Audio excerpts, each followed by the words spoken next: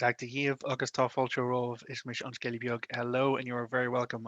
I am the little storyteller, and welcome to another Patreon Insider video. We've hit the mid of the month, which means that for the people supporting me over in Patreon, for Patreon/Dagda, I've been trying to be more aware about giving the links, giving the information that people may need to access things. Yeah, for people supporting me at the audio level, there's a brand new audio recording of one of my stories. The the story it's called It's a Kind of Magic, and it actually comes from community-based questions.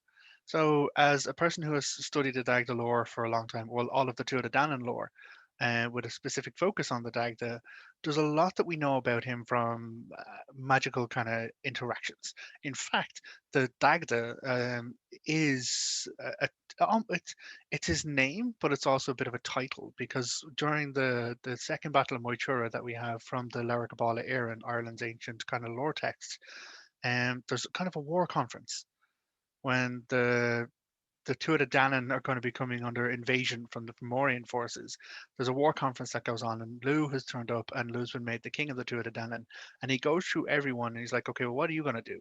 What are you going to do? What are you going to bring? What skills are you going to bring to bear for the betterment of the tribe facing into this conflict? And so there's a segment in the lore where the cupbearers say they're going to hide all the rivers of Ireland. The sorcerers say that they're going to rain fire from the sky. The druids say that they'll cause the rocks in the mountains themselves to kind of hurl the stones of the very land upon the Fomorian foes. And so there's all of these promises, all of these great mystical deeds that, all of these heavy duty magic users are going to bring to the battle. And then there's a line from the Dagda, and he goes, listen, everything that you've promised to do, I will take on myself and do. So it's pretty much all of what you promised to do, I will do that, and I will do that and more. And so Nuada, who's actually holding the council at the time, turns around. And he's like, "Well, that's you're the Dagda, you're the good god." So it doesn't mean like good morally good; it means good at everything. And so surrounded by all of these like cupbearers, sorcerers, druids, like champions, heroes, everyone promising all this effort. And Dagda's like, "Yeah, I'll just do that. Just everything you said you'll do, leave it to me. I got this." And no one disagrees.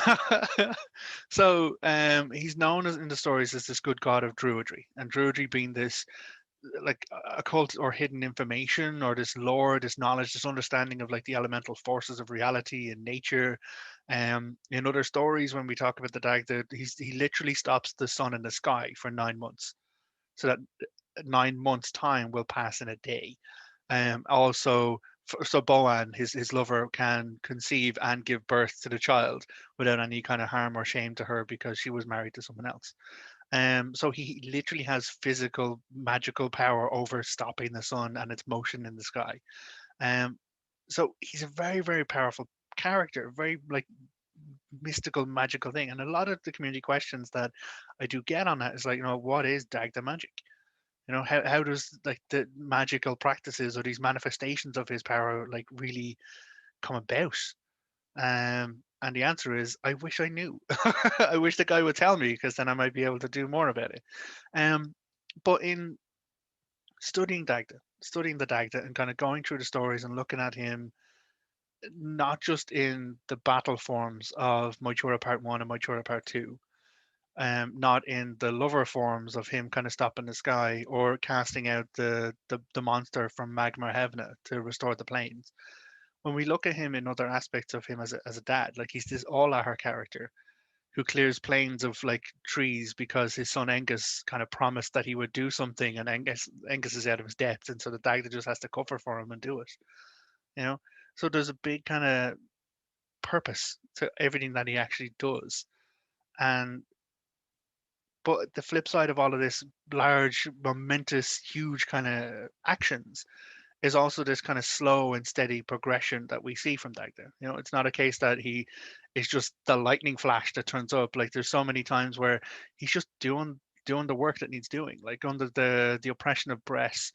On the run up to the second battle of Moitura, Dagda is demeaned into digging ditches. He's literally down to carving the landscape of Ireland to make Rath Bresh, which is we now know as Tara. So all of the rolling hills there, the sloping trenches, all of the earthworks could be in our mythology the acts of Dagda. Him like, and he's this very physical, very powerful druid character, but he's still digging the earth. He's still moving the earth because that's what the people need for security. So there's a bit of a balance for me around looking at this very powerful deity and the story that I wrote. It's a kind of magic. It's not an expression of the large deeds. It's not an expression of like moving mountains and raining fire from the sky. It's more about simple magic. It's more about the magic of the everyday, the mundane magic. And I think for me, personally, in my work with the Dagda and my practices, I feel the magic in the mundane. It's that every day we're doing these acts, every day we're completing these tasks for the betterment of ourselves, for the betterment of our community, for the betterment of our family. Like there's a magic in that. Even if it's down to cooking the dinner, you're taking all of these raw ingredients and you're like preparing them, you're investing energy, you're investing skill, you're investing knowledge. And then when it comes out of the oven or out of the pot or whatever, you have an experience that in some ways is greater than the parts that went into it. And that's kind of where I was looking at with this story. Like, where is the magic in the mundane? Where is the things that we do every day that, restore us, that revive us, that are these small little transmutations that we're constantly engaging with every single day, even if it's a transmutation of self, getting yourself into the shower and cleaning yourself off to then move forward into the next thing. That can be an act of a transmutation. That can be like, cleansing and cleaning what has gone before and stepping forward into the next task, the next day. But there's one thing that really strikes me personally for Dagda work and Dagda magic is the magic of rest.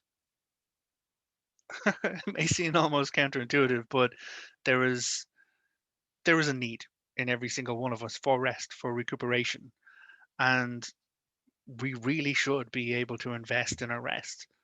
We have a very hectic existence, a very kind of informed reality now. Like there's a constant engagement with technology, constant engagement with social, virtual connectivities and information all over the place. You can constantly be bombarded by TV, by radio, by music. You can engage in everything very actively, very kind of energetically, which makes it harder to shut down and like take time out. There's so many distractions around us. Sitting still, being calm, or being mindful.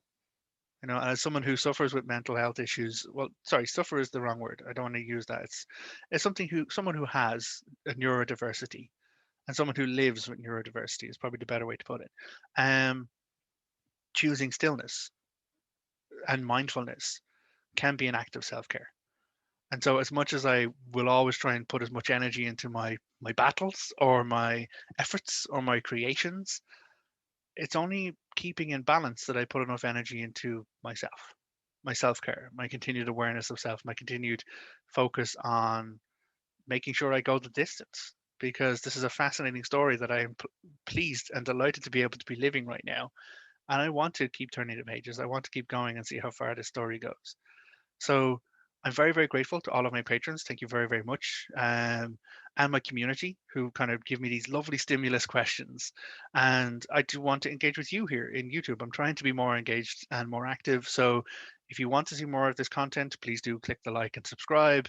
There's always 2 videos a month, if not like more, when I come across interesting community topics and stuff like that. If you have a question, if you have some, actually, I was wondering about this thing in the lore about Dagda or this thing in the here about that, I'll do my best to answer. So pop it in the comments. I love reading the comments and kind of going back. And who knows, I might be able to do another video, a segment video, such like this. Take a few minutes out of my day and see if we can share some more Dagda chat.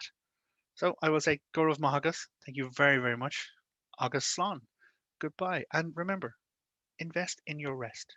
You deserve it.